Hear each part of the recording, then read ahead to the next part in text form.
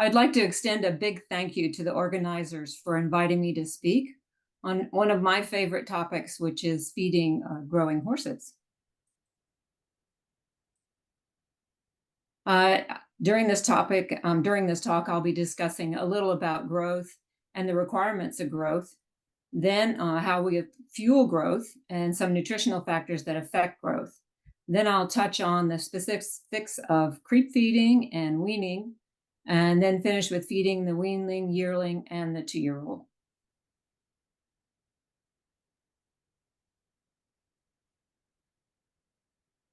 The equine industry differs from other production animals in that we aren't producing these animals for a specific product like meat, milk, or fiber. We're producing athletes, and we want them to live soundly as long as possible. And because high growth rates can provoke problems, we need them to grow at a steady rate. So with equine, our biggest concern for young growing horses is sound growth.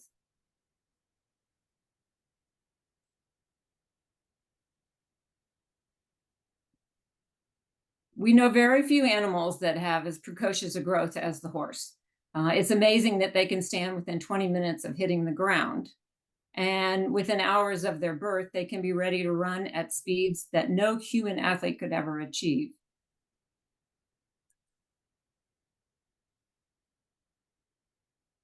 Growth is something that horses do very well. There is extreme rapid growth in the beginning. By 6 months, they are around 80% of their height, while maybe 50% of their mature weight.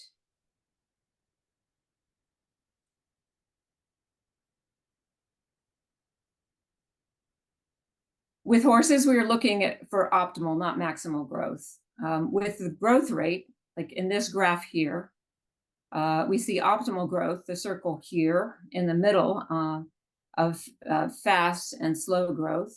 On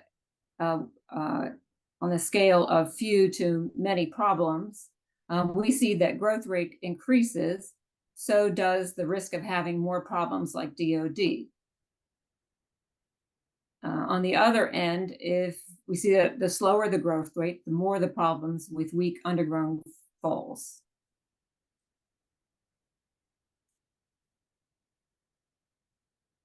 Within 1 year, a foal can reach 90% of its adult height.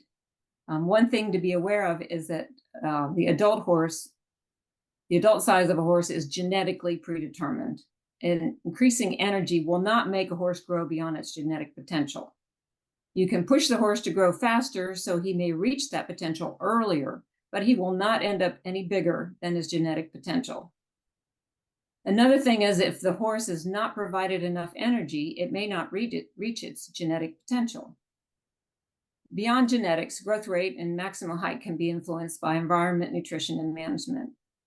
Horses tend to be smaller in environments that require more energy, such as cold climates, or energetic feeds are not available, such as the wild horses, wild ponies.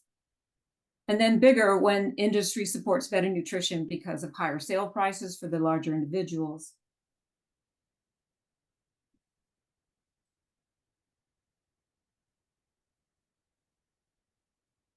Foals can grow at different rates. Of course, there's always the genetic potential that we have little control over, especially in individuals predisposed for rapid growth. Sometimes it's the breeder's goal for the horse that dictates how fast they push it to grow.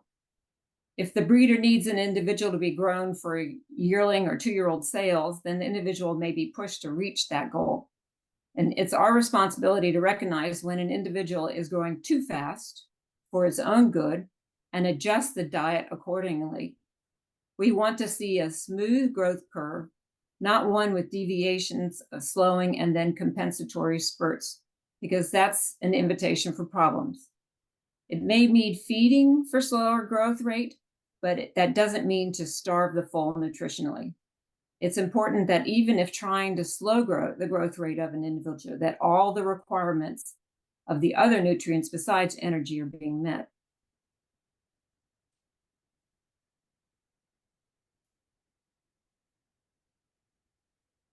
In certain industries, the goal of the breeder is to get the largest possible individual to the sales by the time they are yearlings or 2-year-olds, such as in the thoroughbred industry.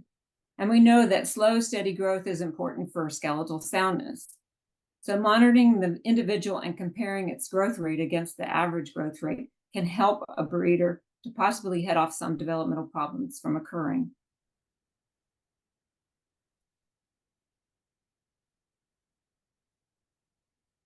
KR has been studying growth for over 30 years and has a tremendous database with over 40,000 records of individuals collected from all over the world, but mostly in thoroughbreds. The resulting curves are used as reference points for the breeders to compare their individuals to the averages of horses in their part of the world.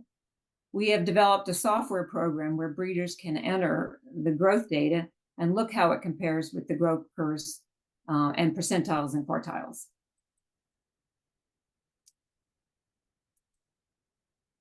For example, this is one of the graphs that we would come out of this program. Here's a growth curve for an individual that shows from birth here to the 1 year of age. The average growth curve here is in the orange. The individual is in green. The average growth curve is in orange. And we can see that this individual is larger than the average. And that it leads us to potential for problem. So maybe at one point, the breeder might have seen that this individual was getting excessively large compared to the average.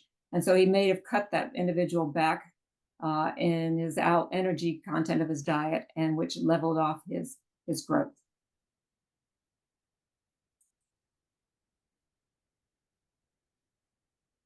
Another graph that this program gives is the percentiles with quartiles.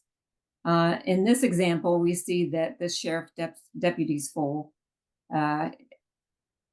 is here in the 4th quartile for his weight, which means he's heavier than between 75 and 99% of the other foals in the database. But he's only in the 3rd quartile for his height. So that would putting him between 50 and 75%. When we see discrepancy between height and weight like this, we will be extra vigilant of this kind of individual, because this type of foal can be heavier than the skeleton can support. And so it's more likely to develop abnormalities.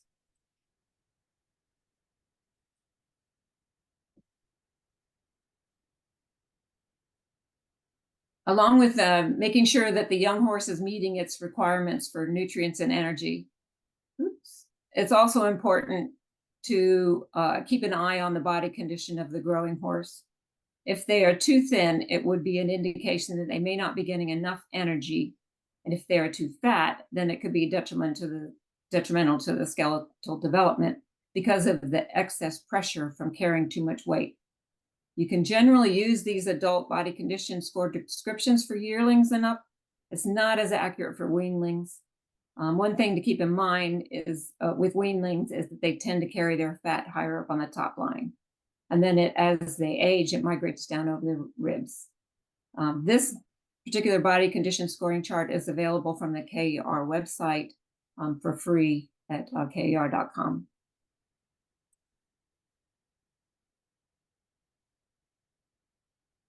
So seeing a few ribs on a young horse is not really bad, since they carry most of their fat up here on the top line. I would rather see a few ribs than on a foal than have the foal so fat that it starts affecting them metabolically and skeletally. Horses will put available energy first into growing the bones and lastly to the adipose tissue. It's more important that they have the building blocks of quality protein and adequate amount of vitamins and minerals for sound skeletal growth than looking round and glossy.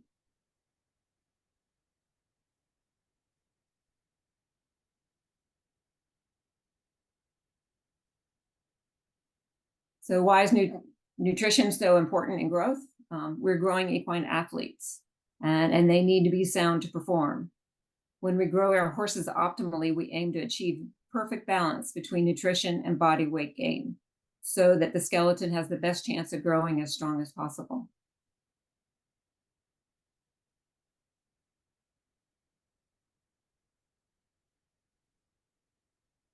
The nutritional building blocks of growth are limiting to each other. A foal will not grow if he does not have enough energy to support the diet to support that growth. The energy would be supplied by the carbohydrates and fats in the diet. If there is adequate energy, then there needs to be enough protein, or more specifically, the essential amino acids, to support sound growth of that skeleton with those limiting building blocks.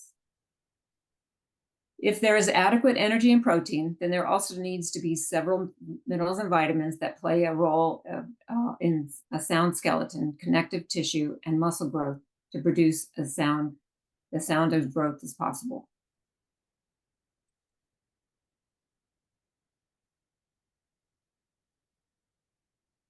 Sound growth is a balancing act of energy, the sources being carbohydrates and fats, with protein, vitamins, and minerals. For everything to work well together to promote sound growth, there can't be too much of one and too little of the other. If protein and vitamin and minerals are not in adequate supply, then all the energy in the world would not produce sound growth, and vice versa.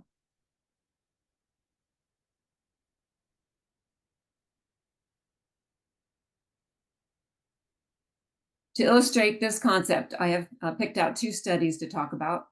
The first one was done in Texas with yearling quarter horses who were fed one of two isocaloric diets, either alfalfa hay with oats or alfalfa hay with a fortified grain mix that included vitamins and minerals.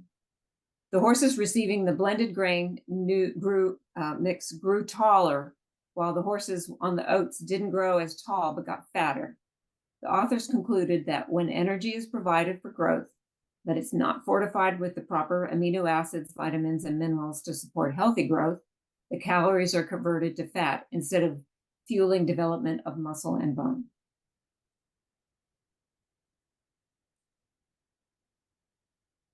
Another study that actually I did for my PhD, I had two groups of foals on high-quality bluegrass and clover pastures, supplemented with alfalfa grass mixed hay in the winter. One group was also given a fortified grain concentrate formulated for the growing horse. The growth rates in height were similar for the two groups, but the supplemented foals were weighed more. The pasture hay-only group were more susceptible to respiratory illnesses as well. We concluded that when growing horses are provided adequate calories and protein for growth, but not fortified with the proper vitamins and minerals to support healthy growth, the calories are used for fueling skeletal development, then muscle, and then lastly, body condition and immune function.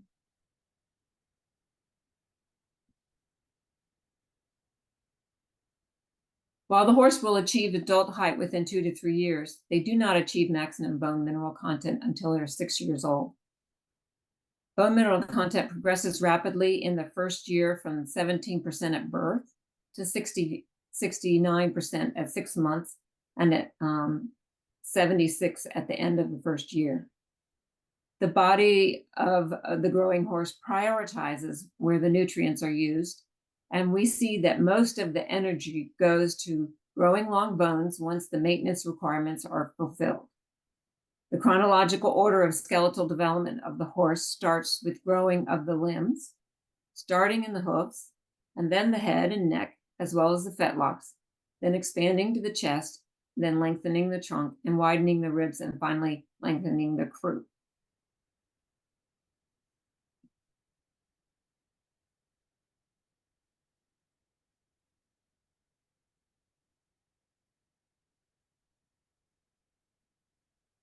Growing horses need relatively higher amounts of nutrients and energy than adult maintenance horses on a kilo per kilo basis. The National Research Council here in the US has collected the information from research of growing horses and come up with recommendations for many of the nutrients needed by the horse. I've pulled out a few of them from the book and put them here in this table to illustrate differences. The advisors felt that the requirements were different enough for the various ages of growing horses to have recommendations for each of them. They divided the recommendations as follows: 4, 6, 12, 18, 24 months, as well as 18 and 24 months with work. You can see that the average daily gain is going down as the horse grows. But the total megacalories of energy required continues to go up as the horse increases in size. And then obviously, once again, with work. Protein increases along with lysine. Minerals and vitamins increase with age, but not with intensity of exercise.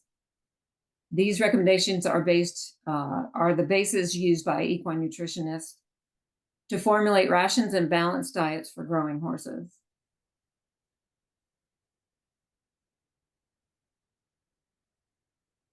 So looking a little more closely at the requirements, we see that the energy requirement of the growing horse is the maintenance requirement plus additional amounts to support growth. These energy requirements are determined by body weight, average daily gain, body condition, and utilization rate for building body tissues. The ideal is to provide energy and nutrients to fuel a moderate and consistent growth. And as you can see by this, monitoring growth rates monthly, if the foal is growing too fast, then adjustments to the calories in the diet need to be made. And the reverse, if the foal is growing too slow, then the amounts of energy in the diet need to increase. Keep in mind that when increasing calories, the other nutrients should be increased as well for balanced growth. Energy requirements aren't just dependent on the individual. They can also be influenced by their environmental temperature. Every animal has a critical temperature where they start burning more energy above and below this range of their comfort zone. The lower critical temperature can also be different for different individuals, depending on where they have grown up or live. So I imagine that horses in Canada most likely have a lower critical temperature than most horses in Mexico, Central or South America.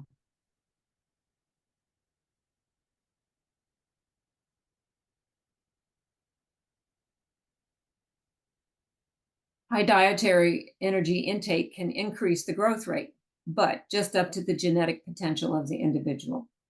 When too much energy is supplied, then the excess is stored as adipose tissue or fat.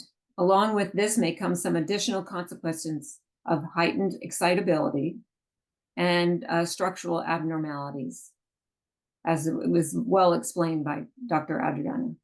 Factors that slow growth are changes in ambient temperature, especially those above or below the horse's critical temperature.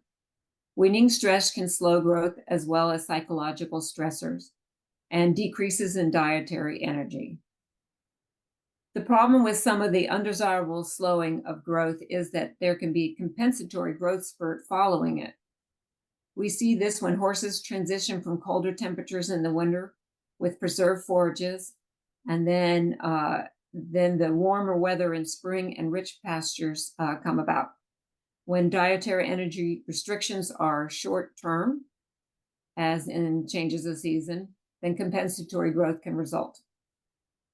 But if energy restriction is too long-term, then it will affect the ability of the horse to exhibit compensatory growth and result in a stunting of their growth.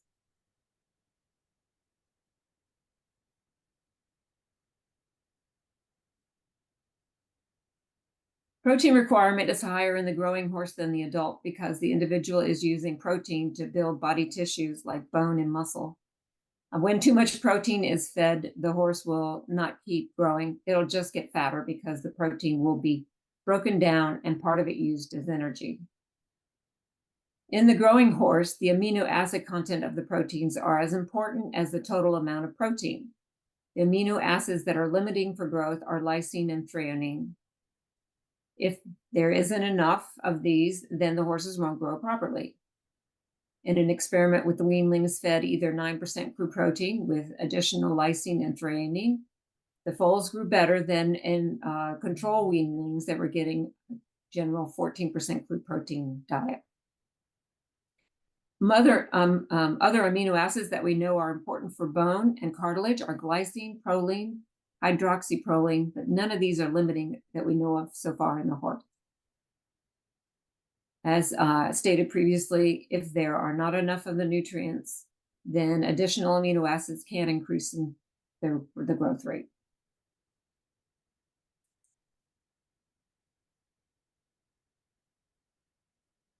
Where do we find protein? Well, besides protein found in forages, high quality proteins can be found in milk proteins. So it's mare's milk, but also whey, soybean products in particular, and then legumes like alfalfa. Low quality proteins are still useful, like those found in distillers, cottonseed meal, and cereal grains, just not as good. Feeding too much protein at one time can affect the bioavailability. So instead of feeding the protein in one meal, spread it out into smaller, more frequent meals. This gives a more near constant supply of amino acids and mimics natural feeding behavior.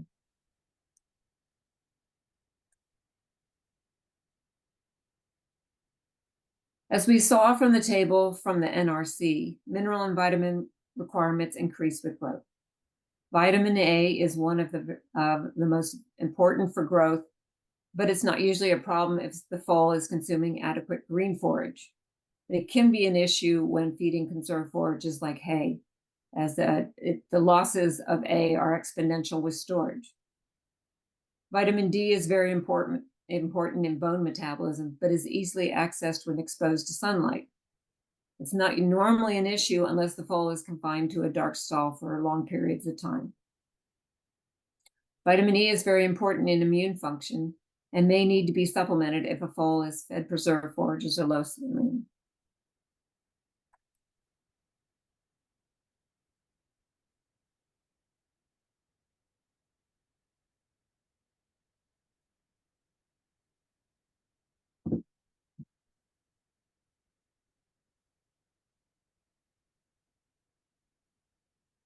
Minerals are important structural components of the skeleton.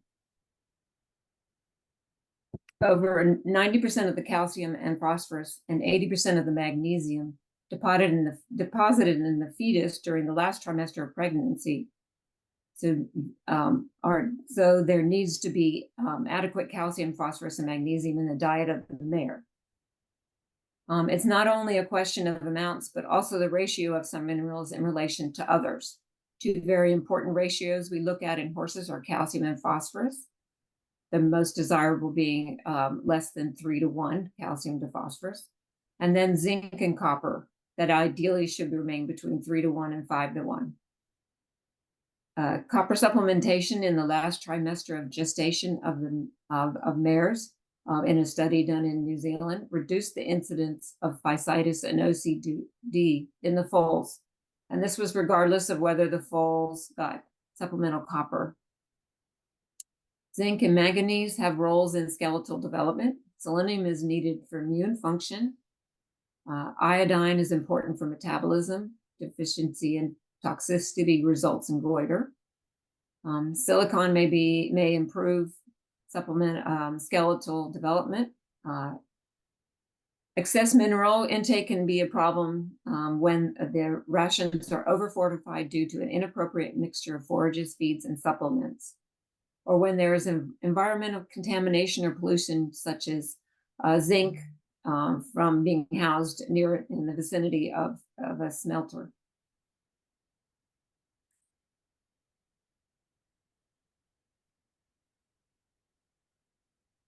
Feedstuffs we feed to horses are either forages or roughages, such as grass, hay, and some of the high fiber ingredients like beet pulp and soy hulls, or other feedstuffs such as grains like oats, corn, barley, or protein sources such as soybean meal, fats from oils or high fat ingredients like rice bran, linseed, and then commercial concentrates, which are a combination of the above mentioned feedstuffs, and may possibly include some roughage such as beet pulp or alfalfa meal.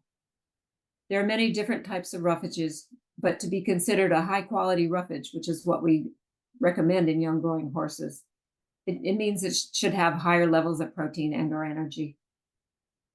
Other examples of high quality feedstuffs would be something like soybeans, because they're of the high amino acid content with higher levels of lysine and other amino acids.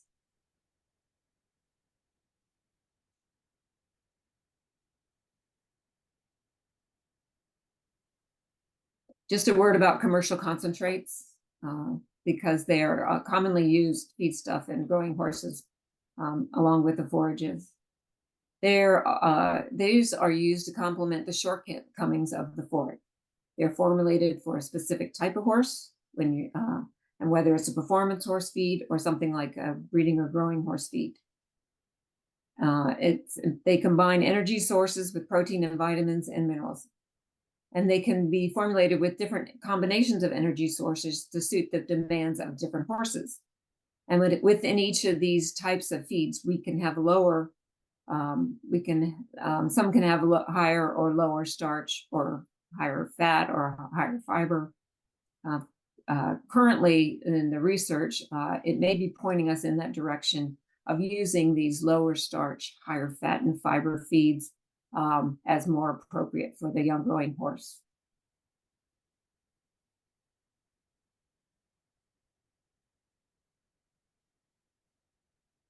So a low intake feed, you will hear me mention the word ration balance quite a bit.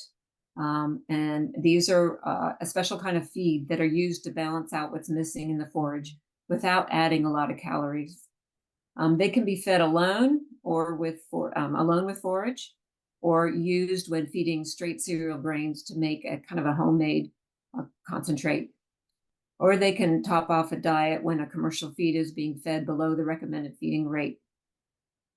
For the majority of growing horses, unless they are sales prep or something like where a higher growth rate may be more desirable, a ration balancer can be quite adequate if the foal is getting good quality forage or they're out on good quality pasture, because it balances out what's missing or low in that forage, whether it's protein or vitamins or minerals, without adding too many calories.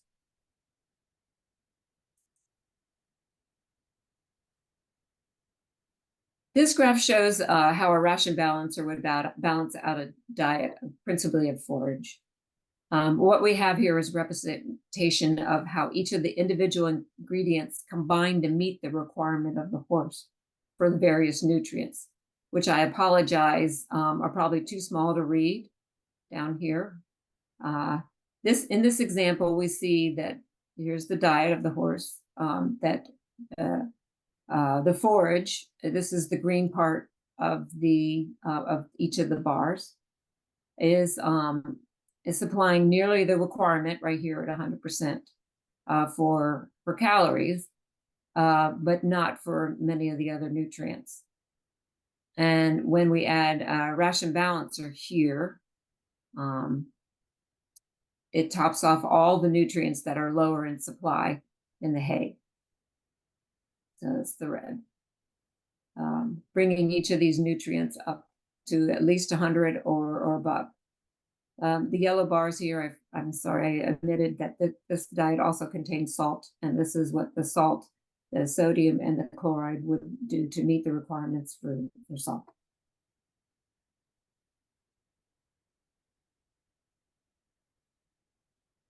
Sound growth and development is a combination of nutrition, genetics, and the environment.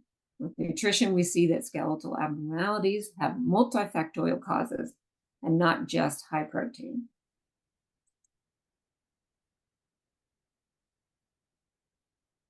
Now I'd like to spend some time looking at feeding strategies for different stages of growth. Starting with the suckling foal, even though it's already been covered a bit, I still have a few slides to go over. Because foals will learn to eat by observing their dam and other horses in the herd. Research has shown that when foals are kept in confinement with their mother, they are quicker to learn to consume hay or grain than young horses maintained out on pasture. By the time a foal is 5 months old, it may spend up to 73% of its time in the day eating solid food.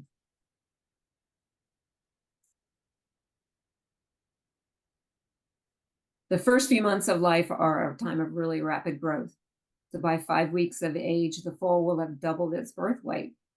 We do see the highest average daily gains around 1.5 kilos per day early on. And then by 6 months, they may be gaining closer than just like 0.6 kilos per day. By the time they reach 6 months of age, they may be 43% of their mature weight, but will be about 83% of their mature height.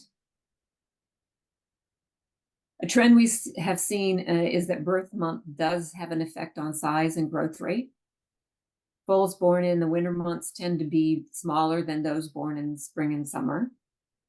And born foals grow faster at 3 months of age than those born in the spring.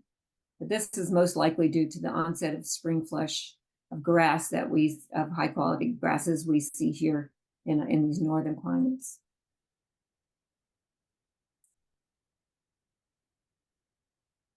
Milk production drops off dramatically after 3 to 4 months of lactation, and the foal is making up with the deficit with solid foods. With high quality forage available, it may not be necessary for energy, but there are other advantages of supplementing the foal's diet, which is what we would call creep feeding. For example, if the foals are accustomed to eating some type of concentrated creep feed before they're weaned, they may experience less stress and weight loss at weaning. It's been considered safe to feed up to a half a kilo of feed per month of age if needed for weight without issues in horses. Now, this recommendation is the amount for large horses like thoroughbreds and should be tapered relative to the size of the expected adult weight. In light of recent research, it may be prudent to feed something that's designed for foals, but is higher in fiber and fat than lower in starch than conventional feeds if larger amounts of feed are being given.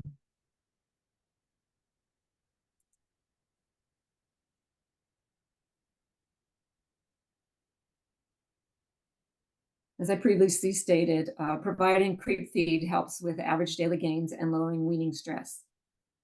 Creep feeding can be advantageous in circumstances like when there is a question of whether the dam is producing enough milk, or the foal is not growing as well as it should be, or to help adapt to a post-weaning diet.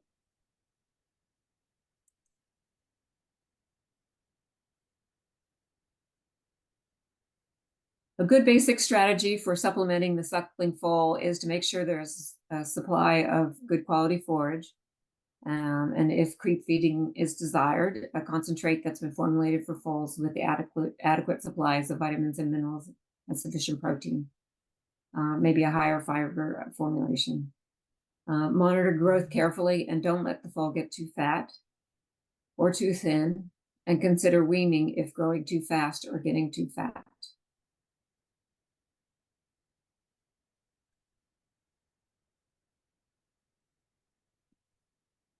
Just a brief discussion of weaning. Weaning can be really a stressful period in the foal's life.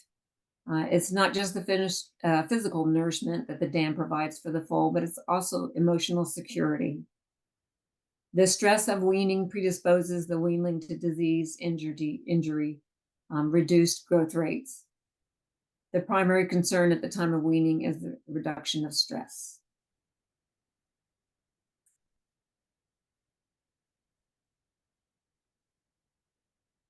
Certain preventative measures are prudent before weaning, such as deworming and vaccinations, maybe starting the foal on a creep feed.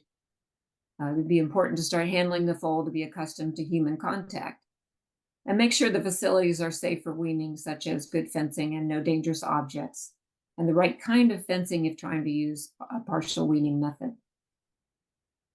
Lastly, reducing or omitting the mare's ration 1 week prior to weaning could help with reducing her milk production.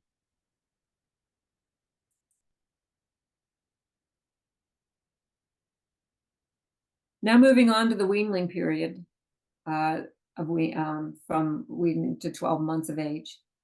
The weanling period is the most critical for development of orthopedic diseases because it's the period when the skeleton is the most vulnerable to disease. This is the period when monitoring growth rates can be very helpful to preventing the development of orthopedic diseases.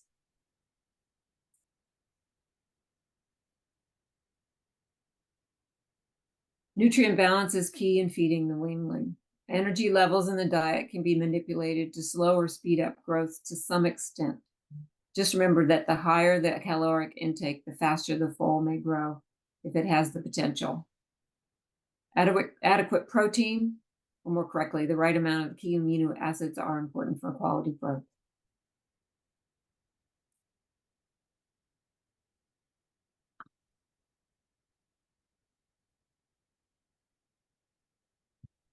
There can be a noticeable slump in growth rate after weaning if the foal experiences a lot of stress with the experience. Careful management through this time can smooth out the growth curve.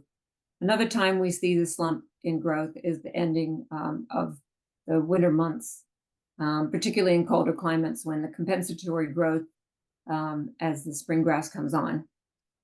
While this is a typical occurrence, it can be moderated by making sure the foals are on a higher plane of nutrition through the winter months with higher quality hay and a concentrate. Here's a graph of over 25,000 data points gathered from thoroughbred farms over 30 years of collecting data. We have data from various thoroughbred breeding countries such as America in general and Kentucky specifically, England, New Zealand, and India as well. And as you can see, the average daily grain gain decreases steadily to about 10 to 11 months. And then there is a slight increase in that coincides with the onset of the spring flush of grass in the temperate climates. Interestingly, we do not see this in the Indian foals because of the different climate that the foals live there in India. Another issue that predisposes growing horses to DOD is the fluctuation in growth rates, where there is a slowing of growth followed by a growth spurt. These are common with fluctuations in weather-related temperatures or stressful periods of weaning, injury, and disease. Foals with a slow, steady growth rate tend to be less vulnerable to irregular growth rates. So this type of growth pattern is recommended for any foals that are not expected to be sold as yearlings or need to meet breeding demands for growth. Interestingly, if rapid growth can be delayed until after the window of vulnerability for bone and joint disease passes at around a year of age, then the risk of developing growth-related diseases decreases.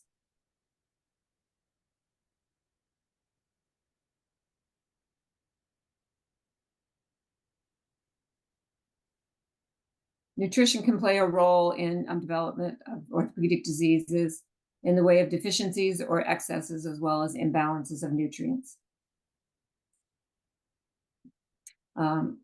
I believe this was well covered with by Dr. Adriana, so I'm going to skip this slide in interest of time. So in summary, a good basic strategy for feeding the weanling is to supply it with plenty of good quality forage and a concentrate that's been formulated for foals, or a ration balancer with adequate supply of vitamins, minerals, and sufficient protein. You want to monitor growth and don't let them get too fat or too thin.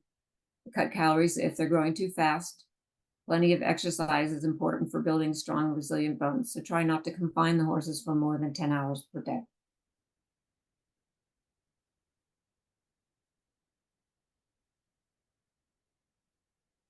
There may be different scenarios depending on the end goal for the foal. If slow, steady growth is desired for horses not going to sales or futurities, then feeding high-quality forage with just a ration balancer may be all that is needed to have a balanced diet. If good quality forage is not available, then it makes a quality concentrate feed formulated for the growing horse even more important. If the foal is in preparation for sales or shows, then quality forage is essential. And topping it off with a feed formulated for the growing horse or cereal grain and a ration balancer would be highly appropriate. If more energy is needed or more shine to the coat, then something like beet pulp or a vegetable oil or rice bran can be added to the diet.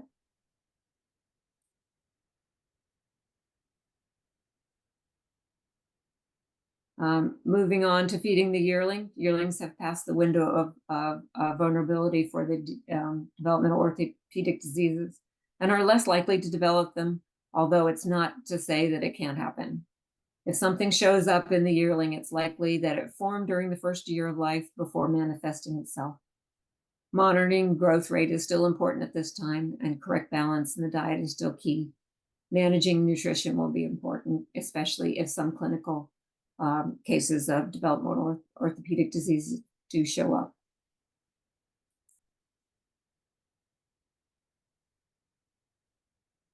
Interestingly enough, colts may need more calories than fillies, especially if they're still intact. Good spring grass can provide ample calories, but it can also push a horse to grow faster. This is fine for horses in sales prep, but may have to be limited if faster growth rates are not desired for the individual, or cut out the concentrate and switch the horse to a ration balancer. For sales or show prep, be sure to keep quality forage available and some type of concentrate formulated for the growing horse, which can be topped off with additional calories sources such as stabilized rice bran or beet pulp and oil. So the basic strategy in summary for feeding the yearling is to supply it with good quality forage and a concentrate that's been formulated for foals with adequate supplies of vitamin, minerals, and protein. I mean, it could be a concentrate or a ration balancer. Monitor growth carefully and don't let it get too fat or too thin, and cut the calories if the horse is growing too fast. Switching from a concentrate to a smaller amount of a ration balancer is an easy way to cut calories without sacrificing other important nutrients for sound growth. Plenty of exercise is important for building strong and resilient bones, so try to not confine the horse again for not more than 10 hours a day.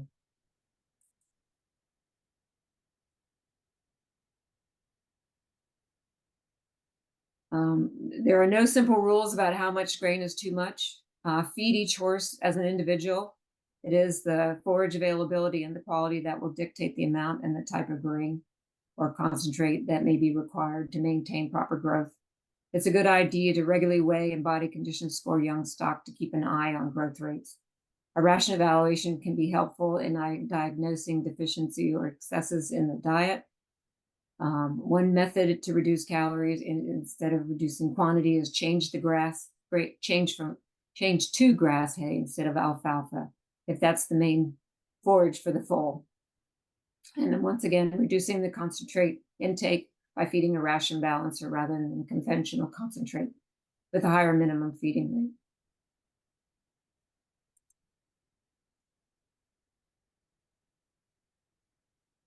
I'm gonna have to skip those. The best method of diagnosing mineral and vitamin deficiencies, excesses, or imbalances is through a ration evaluation.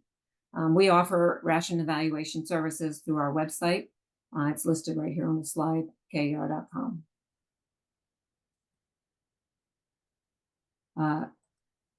I also invite you to visit our extensive library on our website, KR.com, where you can find thousands of articles on equine nutrition management and care. You can also sign up for our newsletter, which will bring you the link to articles of interest for the seasons of the year.